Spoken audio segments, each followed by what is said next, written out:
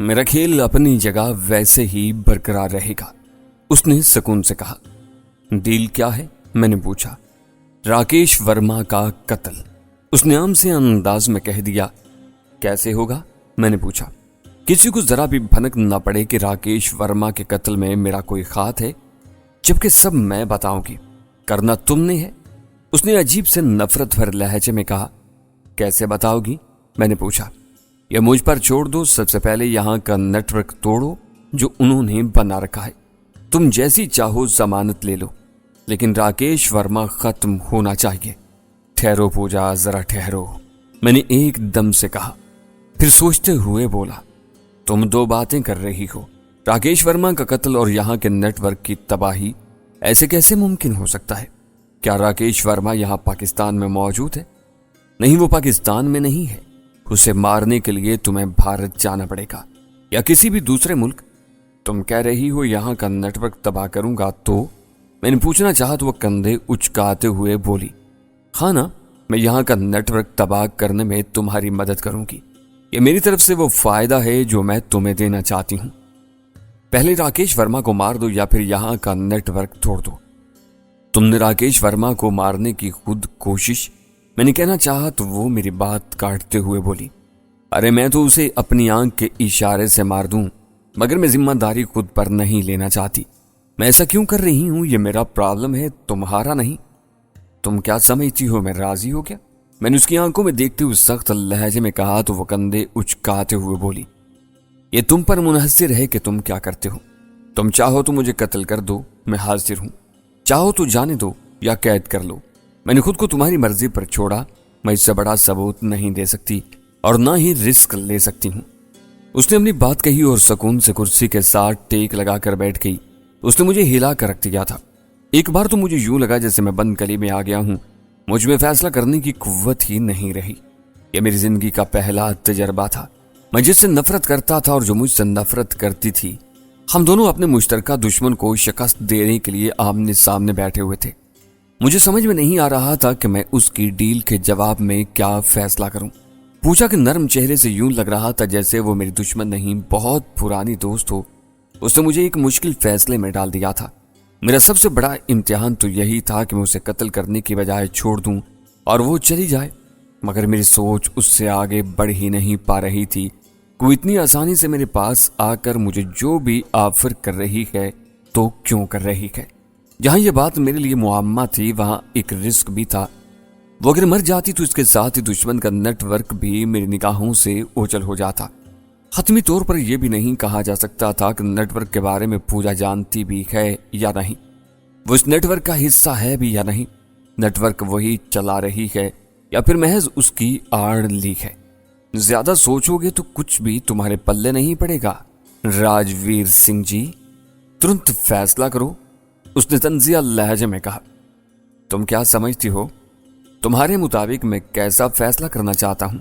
میں نے مسکراتے ہوئے کہا تو وہ مسکرا دی اور بولی، مجھ پر اعتبار کرنا چاہیے یا پھر نہیں؟ نہیں پوجا، میں تمہیں مار دینے کے بارے میں سوچ رہا ہوں، میں نے دھیمی سی مسکان کے ساتھ کہا۔ میرے یوں کہنے پر اس کا چہرہ کسی بھی تاثر سے خالی رہا۔ وہ خاموش رہی تو میں بولا، وہ طریقہ سوچ رہا ہوں جس سے راکیش ورما سے لے کر ان سب تک بھی تمہاری موت کی اطلاع پہنچائے جنہوں نے تمہیں یہاں بھیجا ہے۔ میرے یوں کہنے پر وہ بے بسی سے مسکرا دی، پھر اچانک تنک کر بولی، انہوں نے مجھے بھیجا ہی مرنے کے لیے ہے۔ مر گئی تو کوئی بات نہیں، انہیں ذرا فرق نہیں پڑے گا، لیکن اگر کچھ بھی نہیں ہوگا راجویر، مجھے تیرے زندہ رہنے اور مرنے سے کوئی مطلب نہیں۔ نہ جانے کتنے دشمن ہیں میرے، مجھے صرف یہ دیکھنا ہے مجھے فائدہ تیرے مرنے میں ہے یا زندہ رکھنے میں۔ میں نے سرد لہجے میں کہا، تم بے وقوف ہو، میرے جیسا دشمن تمہیں کبھی نہیں ملے گا۔ سوچ لو، محض چند منٹ ہیں تمہارے پاس، پھر مجھے جانا ہے۔ اس نے سخت لہجے میں کہا تو میں اطمینان سے بولا، میں جانے دوں گا تو جاؤ گے نا؟ تب مجھے تو جانا ہے، باقی تمہاری مرضی۔ اس نے کاندھے اچکاتے ہوئے بے پرواہی سے کہا۔ پوچھا، تم پہلی عورت ہو جو میری سمجھ میں نہیں آ رہی۔ میں نے ہنستے ہوئے کہا تو کہکا لگا کر ہنستی، پھر بولی، اگر میں سمجھ میں آ جاؤں تو پھر زندہ نہ رہوں، اگر میں تمہیں زندہ چھوڑ دوں تو؟ میں نے حتمی لہجے میں کہا، میں تمہیں بہت سارا فائدہ پہنچا سکتی ہوں، لیکن اس کی عوض فائدہ بھی لوں گی۔ سچ بول رہی ہوں، مجھے اپنے دشمن تمہارے ہاتھوں مروانے ہیں، جتنے مارو گے اتنا فائدہ دوں گی۔ اگر تمہارے بھیجے میں بات آ جاتی ہے تو کرو پھر ڈن۔ اس نے بھی حتمی لہجے میں کہتے ہوئے اپنی ہتھیلی آگے کر دی۔ اس کی سفید ہتھیلی میرے سامنے پھیلی ہوئی تھی۔ صرف ایک لمحہ تھا، میں نے اسی لمحے فیصلہ کیا، پھر اس کا ہاتھ پکڑ کر سرد لہجے میں کہا، ڈن پوجا، جاؤ، کچھ نہیں پوچھوں گا تم سے۔ مطلب؟ اس نے میری طرف غور سے دیکھا۔ مطلب یہ کہ ابھی تم جاؤ، پھر ملیں گے تو فائدے نقصان کی بات بھی کریں گے۔ اب اگر میں نے کوئی بات کہی تو تم یہی سمجھو گی کہ میں احسان کر رہا ہوں تم پر۔ میں نے کہنا چاہا تو مجھے ٹوکتے ہوئے تیزی سے بولی، ویر سنگھ، تم نے پوجا سے ہاتھ ملایا ہے، یہ یاد رکھنا۔ میں نے اس کا ہاتھ چھوڑ دیا۔ ایک لمحہ اس کی آنکھوں میں دیکھا اور باہر جانے کا اشارہ کرتے ہوئے کہا، جاؤ۔ اس نے میری طرف دیکھا، اس کی آنکھوں میں ایک عجیب سی چمک تھی جسے میں بالکل بھی سمجھ نہیں پایا تھا۔ وہ چند لمحے میری طرف دیکھتی رہی، پھر اپنے سامنے پڑے پسٹل کو اٹھا کر اپنے نیفے میں رکھا اور تیزی سے برقع پہننے لگی۔ اس نے برقع پہننے میں 2-3 منٹ لگائے اور دروازے سے نکلتی چلی گئی۔ میں جانتا تھا کہ میرے بغیر وہ وہاں سے نہیں نکل سکتی۔ میں اس کے پیچھے پیچھے جانے لگا۔ سیڑھیاں اتر کر ہم لاؤنج میں آ گئے۔ نیچے شہباز کھڑا تھا۔ اس نے میری طرف دیکھا تو میں نے اسے اشارہ کر دیا کہ پوجا کو جانے دو۔ وہ اسے لے کر باہر کی جانب چلا گیا۔ کچھ دیر بعد پوجا گیٹ سے باہر تھی۔ اسے جانے کیوں دیا؟ شہباز نے واپس لاؤنج میں آ کر میرے ساتھ والے صوفے پر بیٹھتے ہوئے کہا، یار اگر میں توجیحات بیان کروں تو بہت ساری کہہ دوں، لیکن میں ایک بھی نہیں کہنا چاہتا۔ بس اسے جانے دیا میں نے جذبات سے آری لہجے میں کہا، کوئی وجہ تو ہوگی جو یوں اسے جانے دیا؟ اس نے پوچھا تو میں نے ساری بات اسے بتا دی۔ وہ چند لمحے سوچتا رہا، پھر بولا، کوئی بات نہیں، اچھا کیا جو جانے دیا۔ شہباز، مجھے راکیش ورما کو ختم کرنے کے بجائے یہاں کے نیٹ ورک کو تباہ کرنے میں زیادہ دلچسپی ہے، میں نے سرد لہجے میں کہا۔ فکر نہ کر سہنیا، ابھی تو آؤ نا، میں تمہیں گھر چھوڑ دوں، صبح تمہیں کچھ باتیں بتاؤں گا، یہ بھی ہو جائے گا، اس نے کہا اور گاڑی کی طرف چل دیا۔ کچھ ہی دیر بعد ہم وہاں سے نکل گئے تھے۔ میں ساری رات جاگتا رہا تھا۔ مجھے سمجھ میں نہیں آ رہا تھا کہ پوجا میرے ساتھ کھیل گئی ہے یا مجھے اپنے ساتھ کھیل میں شامل کر گئی ہے۔ زندگی میں پہلی بار میں ایسی کسی صورتحال سے دوچار ہوا تھا۔ میری تربیت ہی اس طرح ہوئی تھی کہ میں فوری فیصلہ کر کے اس پر عمل کر دیتا تھا۔ بہت زیادہ سوچنے اور پلاننگ میں بہت ساری مجبوریاں بھی در آیا کرتی تھیں، اور یہی وہ مجبوریاں ہوتی ہیں جو بندے کو کمزور کر دیتی ہیں۔ میں نے کوشش کی تھی کہ میرے رت جگہ کا ساوری کو ذرا سا بھی احساس نہ ہو۔ جس وقت اذانیں ہونے لگیں تو میں بیڈ سے اٹھ کر باہر چلا گیا۔ لاؤنج سے ہوتا ہوا کوریڈور کی سیڑھیوں پر جا بیٹھا۔ وہاں تازہ ہوا سے مجھے سکون محسوس ہونے لگا۔ کچھ دیر تک کے لیے پوجا کی باتیں، رویہ اور اس کا کھیل میرے دماغ سے نکل گیا تھا۔ مجھے وہاں بیٹھے تھوڑی دیر ہوئی تھی کہ میں نے اپنے عقب میں قدموں کی چاپ سنی۔ میں نے مڑ کر دیکھا، ساوری چلی آ رہی تھی۔ اس کے دونوں ہاتھوں میں چائے کے کپ تھے۔ وہ میرے قریب آ گئی۔ اس نے کوئی لفظ کہے بنا ایک کپ میری طرف بڑھایا۔ وہ بالکل میرے ساتھ لگ کر بیٹھ گئی۔ ہم دونوں خاموشی سے چائے پینے لگے۔ تھوڑی دیر بعد وہ دھیمے سے لہجے میں بولی، علی، دیکھ رہے ہو اس وقت اندھیرا ہے؟ ہاں، میں نے کچھ نہ سمجھتے ہوئے ہنکارا بھرنے کے سے انداز میں کہا، ذرا تصور کرو یہاں تو بجلی سے چلنے والی روشنیاں ہیں، لیکن اگر امروہی میں ہوں جہاں بجلی نہیں ہے، وہاں اس وقت کیسا محسوس ہوتا ہوگا؟ اس نے دھیمی آواز میں پوچھا تو میں دھیمے سے بولا، بالکل گپ اندھیرا، جس میں کچھ بھی سجھائی نہیں دیکھا۔ اس اندھیرے میں بھی ہم سانس لے رہے ہوتے ہیں۔ اس نے سوچتے ہوئے لہجے میں کہا تو میں نے پوچھا، تم کہنا کیا چاہتی ہو؟ ابھی اندھیرا ہے، لیکن تھوڑی دیر بعد روشنی ہو جائے گی۔ ہمارے پاس سوائے انتظار کے اور کچھ نہیں ہے۔ وقت ہونے پر ہی اجالا ہوگا، اس میں سب دکھائی دے جائے گا۔ تم سورج کو پکڑ کر آگے پیچھے نہیں لے جا سکتے، بلکہ سورج ہی اندھیرے اور اجالے کا فیصلہ کرتا ہے، کیونکہ اس کے تخلیق کار نے اسے ایسا کرنے کی طاقت بخشی ہے۔ اس نے دھیمے سے لہجے میں کہا اور چائے کا ایک لمبا گھونٹ بھر لیا۔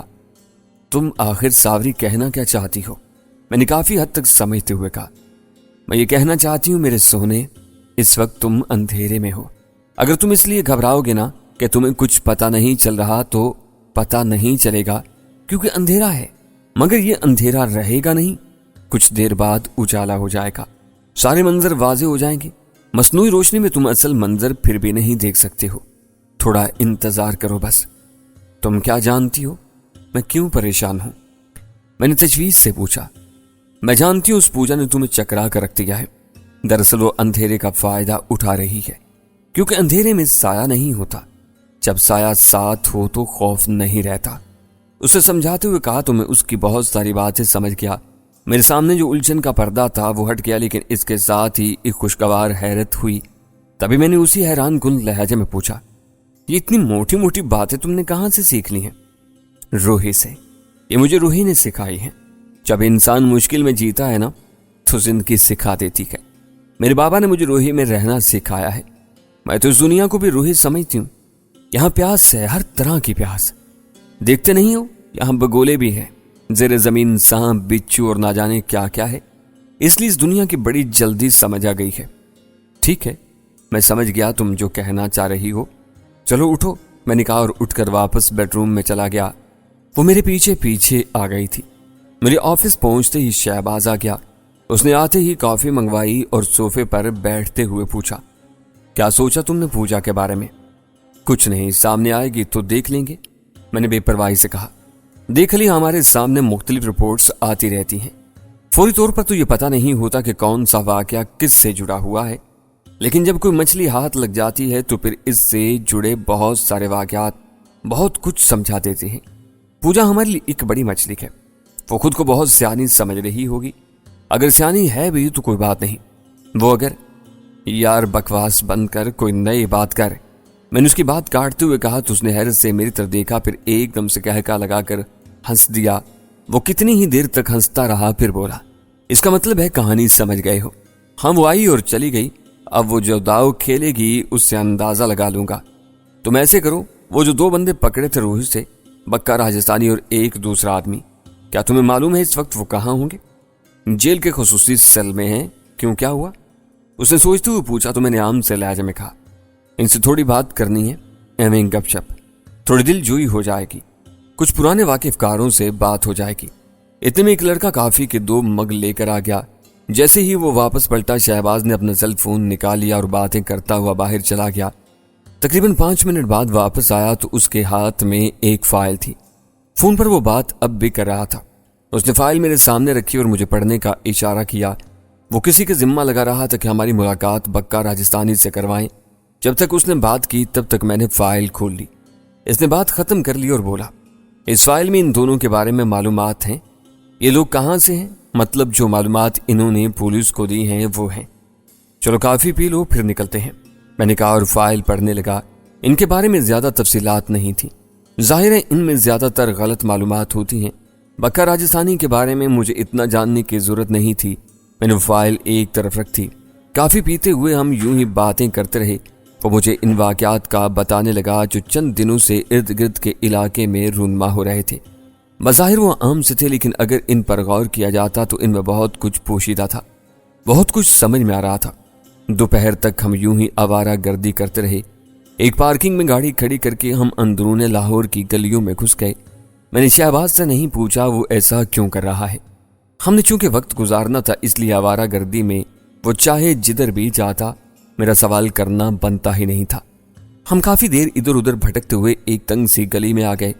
تقریباً گلی کے درمیان ایک 3-4 منزلہ گھر کے سامنے وہ رک گیا۔ اس کے آگے چھوٹا سا تھڑا تھا جس کے آگے سیمنٹ کی جالی لگی ہوئی تھی۔ اپنے دور میں وہ بڑا جدید مکان رہا ہوگا، لیکن اس وقت باہر سے خستہ ہی دکھائی دے رہا تھا۔ دروازے پر دستک کے جواب میں ایک لڑکا نمودار ہوا۔ اس نے شہباز کو دیکھا تو مسکراتے ہوئے دروازہ کھول دیا۔ ظاہر ہے وہاں اس کی اچھی خاصی جان پہچان تھی۔ اس نے دروازے میں داخل ہوتے ہوئے پوچھا، اور سنا بھائی شیرا، سب ٹھیک چل رہا ہے نا؟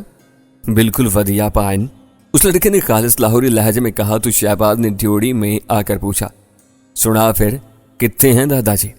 بیٹھے ہیں، میچ دیکھ رہے ہیں، اس نے خوشگوار لہجے میں کہا تو ہم تینوں نے چلتے ہوئے ڈیوڑی پار کی۔ سامنے کھلا سا سین تھا جو کافی اوپر تک جاتا تھا۔ برآمدے کے ساتھ 3 اطراف میں کمرے تھے۔ وہ ہمیں بالکل ساتھ والے کمرے میں لے گیا جس کی ایک کھڑکی باہر گلی میں کھلتی تھی۔ وہاں ایک بوڑھا شخص چھوٹے سے بیڈ پر تکیے سے ٹیک لگائے بیٹھا تھا۔ سفید رنگ، سفید بال، کلین شیو، دھوتی کرتا پہنے ہوئے تھا۔ شہباز کو دیکھتے ہی مسکراتے ہوئے بڑے جاندار انداز میں بولا، ہائے کدھر ہوئے، और बड़े दिनों बाद आया तू। बस ताया जी, जब कोई मुश्किल आती है ना तो फिर आप ही को याद करते हैं। उसने पहले घुटनों को हाथ लगाया, फिर मुसाफा किया। मैंने भी वैसे ही किया। बूढ़े ने एक बार मुझे गौर से देखा, फिर करीब पड़ी कुर्सियों पर बैठने का इशारा करके टीवी की आवाज हल्की कर दी। क्या हाल चाल है तेरे? उन्होंने पुरशौक लहजे में पूछा। मैं तो बिल्कुल ठीक हूं, बस घुम्मन घेरियां हैं जो दिन रात चलती रहती हैं हमारे साथ, पता है आपको?